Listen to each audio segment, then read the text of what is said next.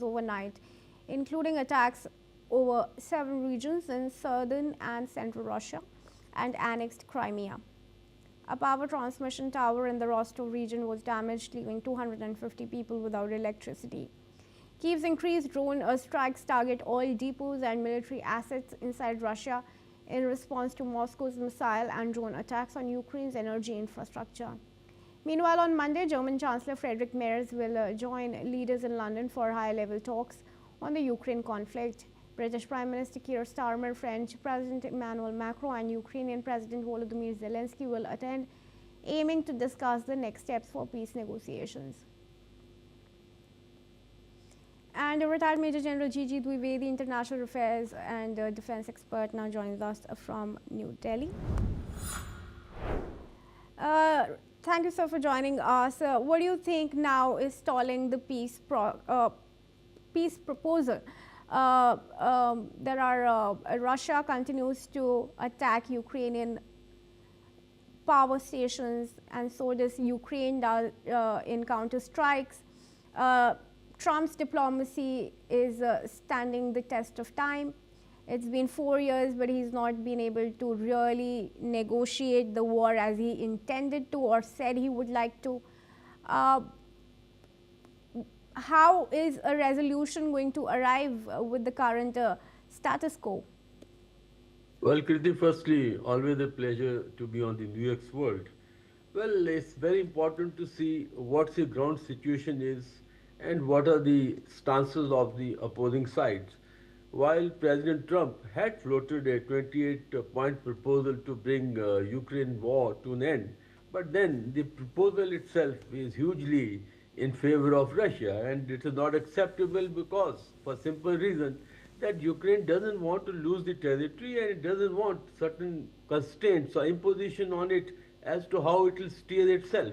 So therefore, the talks had not made much of headway despite Witkoff and his Trump's own son-in-law, Kushner, all involved.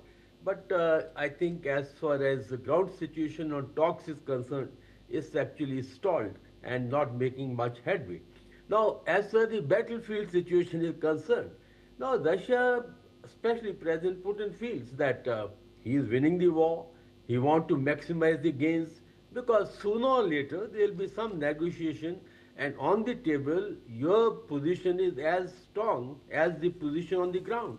So therefore Russia is making last bit effort to improve its ground situation, as also the aerial warfare is primarily Russia is targeting the military industrial complexes in Ukraine, the energy infrastructure, and Ukraine also is retaliating, though not in same numbers or same size, but they are responding. And at this time, also important thing is what's the battlefield on the ground.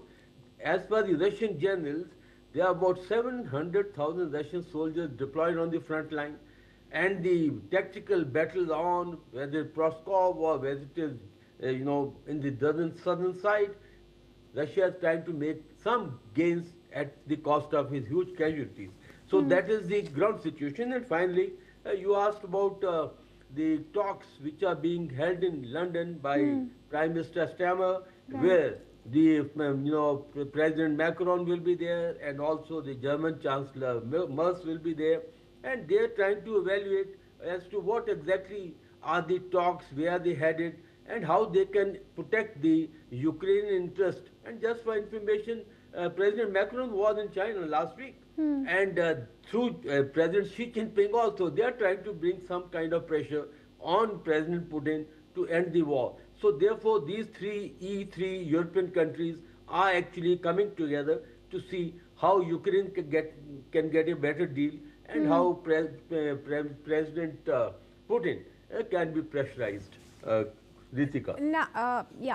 Kriti. Sir, so Europe's largest concern remains of the use of frozen Russian assets. That's likely to be discussed when these three leaders get together. But is a headway likely in that direction, given that Belgium has been opposing that measure, and also in the latest has asked for the European nations to give a risk assessment and take a responsibility over the legality of it? That's true. Actually, the point is, as I mentioned earlier, that the proposal itself is not fair one because it is hugely in favor of Russia. But the European countries are trying to see that it's a fair one because the point is that it involves loss of territory by Ukraine. It impinges on their sovereignty. And in case President Putin is able to get through, this will embolden him because that means that use of force will come absolutely legitimized. And the Europe will be threatened because as it is, the couple of countries of Europe like Poland, they have been subjected to air intrusion. The Baltic republics are feeling very unsafe or they are feeling threatened.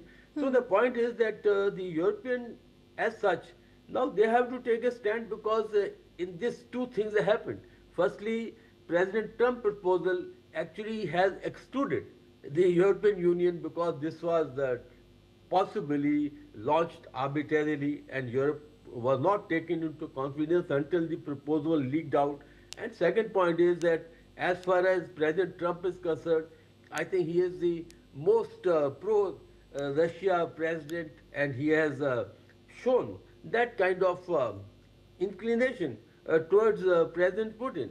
So the issue is that Europe is trying to maintain a stance, like a considered and a joint stance that America doesn't impose a unfair deal on Ukraine, and that's why these talks are in London to ensure that they have also a strategy. In fact, they had made a 19-point plan, which is a little at the variation with President Trump plan. But the point is, at this time, what I would say is that two things are going on simultaneously. One is the peace process, and second is the operation both in the on the ground and in the air. Because the at this time, I don't think peace is likely to be on the horizon until major change is made in President Trump proposal so that Ukraine also gets a fair deal. After all, negotiation when two sides go on the table, they want a win-win situation. It cannot be one-sided,